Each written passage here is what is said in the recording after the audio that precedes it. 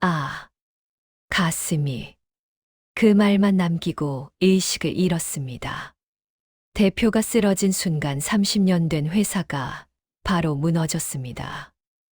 남편을 보내는 것도 힘들었는데 그가 만든 회사까지 무너지는 걸 그대로 보고 있어야 했습니다.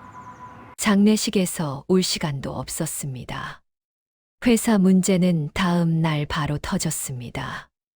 남편의 죽음보다 더 잔인한 건 세상이 바로 등을 돌린 순간이었습니다. 2024년 3월 15일 금요일 오전 10시 42분 경기도 시흥시에 위치한 태성정밀의 대표이사실. 창업 30년 차, 연매출 120억 원, 직원 78명의 생계를 책임지는 회사. 그 중심에 있던 한 남자가 책상 앞에서 그대로 쓰러졌습니다. 본 이야기는 실화를 바탕으로 재구성한 이야기입니다. 김태성 대표 58세. 이날도 평소처럼 새벽 6시에 일어나 7시 30분 회사에 출근했습니다. 30년 전 단 2명으로 시작한 작은 정밀 부품 가공업체. 그가 직접 선반 기계를 돌리며 쌓아 올린 회사였습니다. IMF도 견뎌냈습니다. 2008년 금융위기도 이겨냈습니다. 코로나19 팬데믹도 버텨냈습니다. 하지만 아무도 예상하지 못했습니다. 회사가 단 한 사람의 부재로 이렇게 빠르게 무너질 수 있다는 것을. 오전 10시 40분경 중요 거래처와의 계약 검토 중이었습니다. 갑자기 김 대표가 가슴을 움켜쥐며 말했습니다. 아, 가슴이. 그 말만 남기고 의식을 잃었습니다. 급성 심근경색. 골든타임은 단 2시간. 직원들의 신속한 대응으로 10분 만에 119가 도착했습니다. 하지만 병원 응급실에서 김태성 대표는 끝내 눈을 뜨지 못했습니다. 향년 58세. 너무나 갑작스러운 죽음이었습니다. 김 대표의 사망 소식은 빠르게 업계에 퍼졌습니다. 장례식장은 조문객들로 가득 찼습니다. 30년간 함께 일한 거래처 사람들, 경쟁사 대표들, 협력업체 사장들, 그리고 78명의 직원들. 박미선 여사는 남편의 빈소를 지키며 눈물을 삼켰습니다. 하지만 그녀는 아직 몰랐습니다. 이것이 시작에 불과하다는 것을. 장례식 후 이틀째 되는 날, 주요 거래처 구매 담당자가 조용히 다가왔습니다. 사모님, 죄송하지만 말씀드릴 게 있습니다. 다음 달 납품건은 일단 보류하겠습니다. 회사 상황을 좀 지켜봐야 할 것 같아서요. 박미선 여사의 가슴이 철렁 내려앉았습니다. 하지만 이것은 시작에 불과했습니다. 장례식 후 사흘째. 또 다른 거래처에서 전화가 왔습니다. 신규 프로젝트 2건을 취소하겠습니다. 김 대표님이 안 계신 상황에서 품질 보증이 어려울 것 같습니다. 그리고 그날 오후 5곳의 거래처에서 동시에 연락이 왔습니다. 지난달 납품대금 지급을 한 달 연기해도 될까요? 회사 상황이 안정될 때까지. 박미선 여사는 떨리는 손으로 핸드폰을 붙잡았습니다. 30년간 쌓아온 신뢰가 단 3일 만에 무너지고 있었습니다. 장례식이 끝나고 나흘째 되는 날, 주거래 은행 지점장에게서 전화가 걸려왔습니다. 사모님, 정말 죄송합니다만 대출 연장이 어려울 것 같습니다. 조기 상환을 검토해 주십시오. 박미선 여사는 잠시 멍해졌습니다. 대출. 남편이 대출을 받았다는 건 알고 있었지만 얼마나 받았는지는. 회사에 도착한 박미선 여사는 남편의 사무실 문을 열었습니다. 30년간 남편이 지켜온 공간. 책상 위에는 아직 그날의 서류들이 그대로 놓여 있었습니다. 서랍을 열자 각종 서류들이 나왔습니다. 그리고 그녀는 충격적인 사실을 알게 됩니다. 대표 개인 신용으로 보증선 대출 15억 원, 회사 운영자금 대출 8억 원, 총 23억 원의 대출금, 그리고 대부분이 3개월 이내에 만기가 도래합니다. 이렇게 많은 돈을. 박미선 여사는 그제야 깨달았습니다. 남편이 얼마나 큰 부담을 안고 살아왔는지. 그날 저녁 재무 담당 이사가 찾아왔습니다. 40대 후반의 베테랑 직원. 15년간 회사를 지켜온 사람. 사모님, 현재 회사 상황을 말씀드려야 할 것 같습니다. 그가 내민 보고서에는 냉정한 숫자들이 적혀 있었습니다. 만기 도래 은행 대출금 15억 원, 운전자금 대출 상환 8억 원, 거래처 외상 매입금 12억 원, 직원급여 및 퇴직금 충당금 8억 원, 공장 임대료 및 각종 운영비 3억 원, 총 46억 원. 당장 해결해야 할 돈이 46억 원이었습니다. 그리고 사모님, 재무이사의 목소리가 더욱 낮아졌습니다. 상속세 문제가 있습니다. 상속재산 평가액이 약 130억 원입니다. 예상 상속세가 약 42억 원입니다. 박미선 여사는 그 자리에서 주저앉을 뻔했습니다. 42억 원의 상속세. 신고 기한은 사망일로부터 단 6개월. 현금은 없었습니다. 회사 지분을 팔자니 경영권을 잃게 되고 부동산을 팔자니 시간이 없어 헐값에 팔아야 했습니다. 더 큰 문제는 따로 있었습니다. 직원들이었습니다. 다음 날 출근한 박미선 여사를 맞이한 것은 불안에 가득 찬 직원들의 눈빛이었습니다. 사모님, 회사 문 닫는 거 아니에요. 이번 달 급여는 나오는 건가요? 30년간 함께 일한 직원도 물었습니다. 퇴직금은 받을 수 있을까요? 박미선 여사는 대답할 수 없었습니다. 그녀도 알 수 없었으니까. 그날 오후 더 충격적인 소식이 들려왔습니다. 핵심 기술 인력 2명이 경쟁사로 이직을 결정했다는 것. 20년 넘게 근무한 베테랑 기술자들이었습니다. 김 대표가 직접 가르치고 키워낸 사람들. 죄송합니다, 사모님. 하지만 저희도 가족이 있습니다. 회사가 언제까지 버틸지 모르는 상황에서 박미선 여사는 그들을 붙잡을 수 없었습니다. 그날 저녁 집으로 돌아온 박미선 여사는 처음으로 무너졌습니다.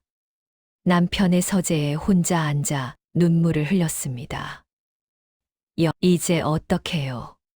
당신이 30년간 지켜온 회사가 제 손에서 무너지고 있어요. 그녀는 두 아들 생각이 났습니다. 큰아들 김준호는 대기업의 엔지니어로 잘 다니고 있었습니다. 작은 아들은 아직 대학생. 아들들에게 이 짐을 물려줄 순 없었습니다. 하지만 회사를 포기할 수도 없었습니다. 78명의 직원들과 그 가족들. 적게 잡아도 200명이 넘는 사람들의 생계가 걸려 있었습니다. 그날 밤 박미선 여사는 남편의 서재를 정리하기 시작했습니다. 책상 서랍을 하나씩 열었습니다. 회사 관련 서류들, 거래처와의 계약서들, 직원들에게 보낸 편지, 초안들, 그리고 낡은 서랍 맨 아래에서 한 통의 보험증권을 발견했습니다.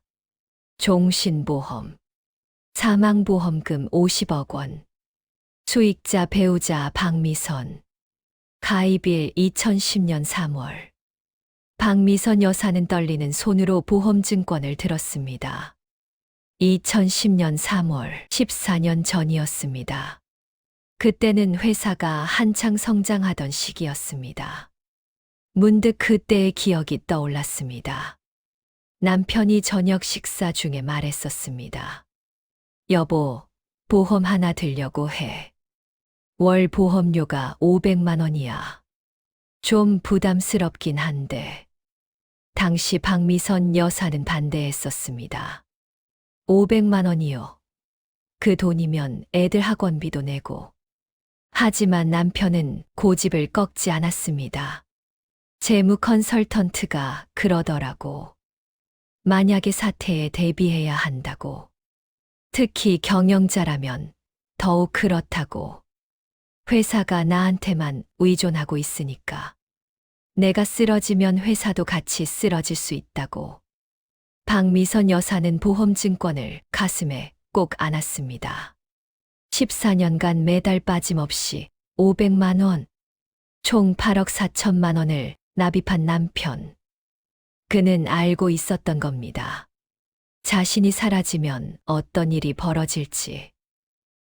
당신은 알고 있었구나. 이런 날이 올 거라는 걸. 다음 날 아침 박미선 여사는 보험사에 연락했습니다. 사망보험금 청구를 하려고 합니다. 보험사 담당자는 신속하게 처리하겠다고 약속했습니다. 필요한 서류들을 보내드리겠습니다. 보통 2주 정도 소요됩니다. 2주. 그 2주가 얼마나 길게 느껴지는지. 하지만 희망이 생겼습니다. 50억 원. 이 돈이면 급한 불은 끌 수 있었습니다. 그날 저녁 박미선 여사는 큰아들 김준호에게 전화를 걸었습니다. 준호야, 엄마 좀 도와줄 수 있겠니? 서울에서 대기업 엔지니어로 일하던 김준호는 즉시 시흥으로 내려왔습니다. 어머니에게서 회사 상황을 듣고 충격에 빠졌습니다. 46억 원이요. 그리고 상속세가 42억 원? 도대체 아버지가 얼마나 큰 부담을 안고 계셨던 거예요. 어머니가 발견한 보험증권 이야기를 들었습니다. 아버지가 미리 준비하셨구나. 김준호는 그제야 아버지를 이해하게 됐습니다. 어렸을 때부터 아버지는 늘 바쁘셨습니다. 주말에도 회사에 나가고 명절에도 전화를 받고. 어린 준호는 그런 아버지가 이해되지 않았습니다. 왜 우리랑 시간을 안 보내세요? 한 번은 아버지에게 화를 낸 적도 있었습니다. 그때 아버지가 말씀하셨습니다. 준호야, 아버지가 지키는 건 우리 가족만이 아니야. 78명의 직원들과 그 가족들도 지키고 있는 거야. 이 회사는 우리 가족만의 것이 아니라 함께 일하는 모든 사람들의 것이란다. 당시 중학생이었던 준호는 그 말을 이해하지 못했습니다. 하지만 지금은 알 수 있었습니다. 아버지가 얼마나 큰 책임감을 안고 사셨는지. 다음 날 김준호는 태성정밀을 방문했습니다. 아버지의 회사. 어렸을 때 여름방학마다 놀러 왔던 곳.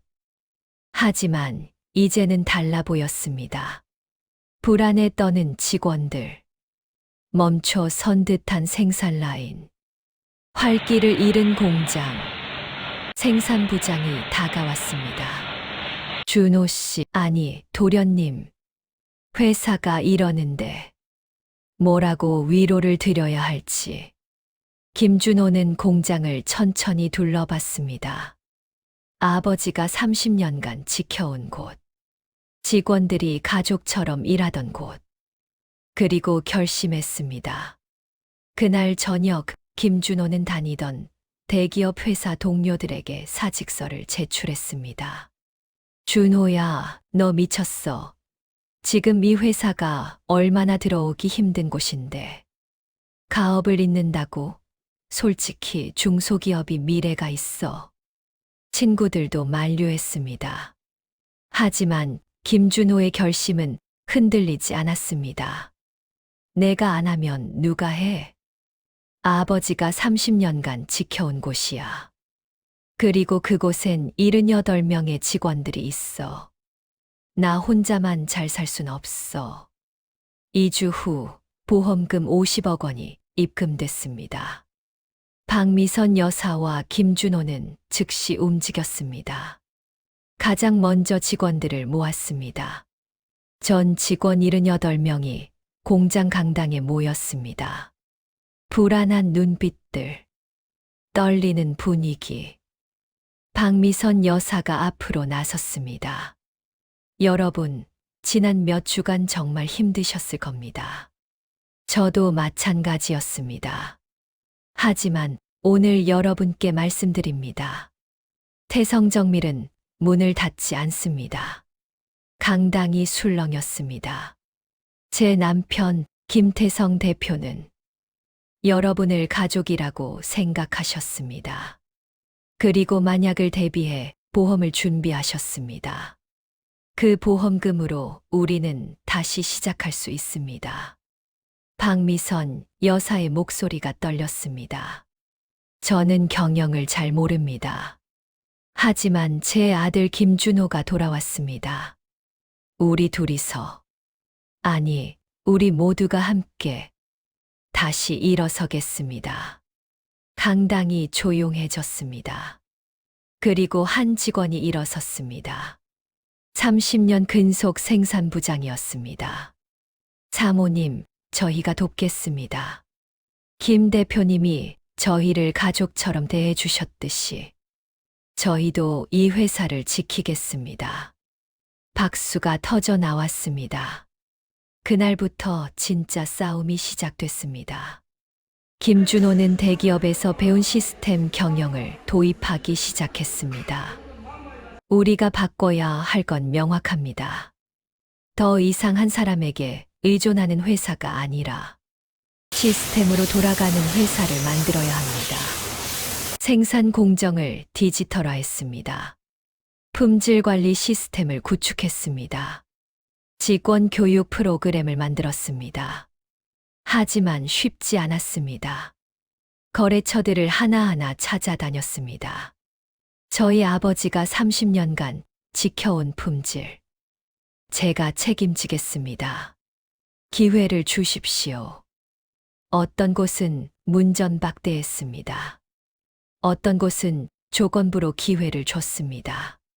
김준호와 박미선 여사는 포기하지 않았습니다. 밤늦게까지 공장을 지켰습니다. 직원들과 함께 아침 조회를 했습니다.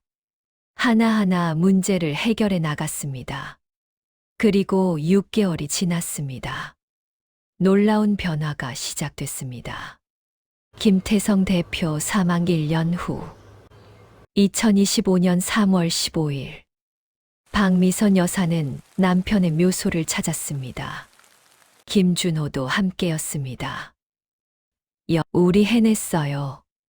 당신이 30년간 지켜온 회사. 우리가 지켜냈어요. 지난 1년간의 성과는 놀라웠습니다. 매출이 120% 증가했습니다. 신규 거래처가 12곳 추가됐습니다. 직원 수가 10명 늘어 88명이 됐습니다. 그리고 순이익 8억 원을 달성했습니다. 하지만 숫자보다 중요한 변화가 있었습니다. 더 이상 김태성 대표의 회사가 아니었습니다. 태성정밀이라는 시스템이 된 것입니다. 직원들은 다시 자신감을 찾았습니다. 거래처들은 다시 신뢰를 보냈습니다. 그리고 무엇보다 박미선 여사와 김준호는 진정한 경영자가 됐습니다. 그날 저녁 회사에서 작은 추모식이 열렸습니다. 전 직원이 참석했습니다. 김태성 대표의 사진 앞에 꽃을 바쳤습니다. 박미선 여사가 직원들 앞에서 말했습니다. 1년 전 오늘 우리는 모두 절망했습니다. 하지만 김태성 대표님은 이미 우리를 위해 준비하고 계셨습니다. 50억 원의 보험금만이 아니라 30년간 정직하게 일하며 쌓아온 신뢰, 직원들을 가족처럼 대하던 따뜻한 마음, 그리고 만약을 대비하는 책임감. 그것이 진짜 우리를 살렸습니다. 김준호도 마이크를 잡았습니다. 아버지. 저는 항상 아버지를 이해하지 못했습니다. 왜 가족보다 회사를 더 중요하게 생각하시는지. 하지만 이제 알겠습니다. 아버지에게 이 회사는 단순히 돈을 버는 곳이 아니었습니다. 함께 일하는 사람들의 삶을 책임지는 곳이었습니다. 그리고 그 책임감이 저를 이 자리에 서게 했습니다. 강당에 조용한 눈물이 흘렀습니다. 지금 이 순간에도 태성정밀은 돌아가고 있습니다. 88명의 직원들이 오늘도 출근합니다. 그들의 자녀들이 학교에 갑니다. 그들의 가족들이 저녁 식탁에 둘러앉습니다. 평범한 일상. 하지만 누군가의 선택이 없었다면 사라졌을 일상입니다. 매일 아침 박미선 대표와 김준호 전무는 김태성 대표의 사진 앞에 섭니다. 오늘도 잘 지켜보세요. 여보. 말 없는 대답이 들리는 것 같습니다. 잘하고 있어. 고마워. 김태성 대표는 알고 있었습니다. 자신이 언젠가 자리를 비울 날이 온다는 것을. 그래서 14년 전 월 500만 원. 한 달 수익의 상당 부분을 떼어내는 부담스러운 금액이었지만 그는 망설이지 않았습니다. 이건 나를 위한 게 아니야. 함께 일하는 사람들을 위한 거야. 그 선택이 10년 후 88명의 직원과 그 가족 300여 명의 삶을 지켰습니다. 30년간 쌓아온 것이 한순간에 무너질 수 있습니다. 하지만 진짜 무너지는 건 회사가 아닙니다. 함께 일하던 사람들의 삶입니다. 그들 가족의 미래입니다. 그들이 믿었던 안정입니다. 김태성 대표가 남긴 건 단순히 50억 원의 보험금이 아니었습니다. 그것은 책임이었습니다. 마지막 순간까지 함께한 사람들을 지키려는 마음이었습니다. 그리고 그 마음이 결국 회사를 살렸습니다. 오늘도 태성정밀의 공장에서는 기계가 돌아갑니다. CNC 선반이 정밀하게 부품을 깎아냅니다. 직원들이 웃으며 이야기를 나눕니다. 김준호 전무가 현장을 천천히 걸어갑니다. 이 소리 사장님이 제일 좋아하시던 소리였는데 박미선 대표가 거래처와 통화합니다. 네, 납기 맞춰드릴게요. 저희 태성정밀 믿으셔도 됩니다. 그 목소리에 흔들림이 없습니다. 그 눈빛에 두려움이 없습니다. 왜냐하면 그녀는 알기 때문입니다. 혼자가 아니라는 것을. 벽에 걸린 김태성 대표의 사진이 모든 것을 지켜보고 있습니다. 이 회사는 우리 가족만의 것이 아니다. 함께 일하는 모든 사람들의 것이다. 김태성 대표가 남긴 이 한 문장은 이제 태성정밀의 경영 철학이 됐습니다. 그리고 그 철학이 회사를 살렸습니다. 아니, 78개의 가정을 살렸습니다. 당신의 회사는 준비되어 있습니까? 당신이 내일 사라진다면 함께 일하는 사람들은 어떻게 될까요? 30년간 쌓아온 것이 한순간에 무너지지 않도록 지금 무엇을 준비하고 있습니까? 김태성 대표의 선택은 단순히 보험 가입이 아니었습니다. 그것은 사랑이었습니다. 보이지 않는 미래를 위한 책임이었습니다. 마지막까지 함께한 사람들을 향한 약속이었습니다. 그리고 그 약속은 지켜졌습니다. 지금 당신의 선택이 10년 후 20년 후 누군가의 삶을 지킬 수 있습니다. 당신의 회사에도 지킬 만한 가치가 있습니까? 당신과 함께 일하는 사람들이 지킬 만한 사람들입니까? 그렇다면 더 늦기 전에 준비하세요. 김태성 대표처럼 오늘도 태성정밀의 불은 꺼지지 않습니다. 내일도, 모레도, 그 다음 날도, 그리고 그 불빛 아래에서 누군가의 가족이 웃고 있습니다. 그것이 한 사람의 선택이 만든 기적입니다.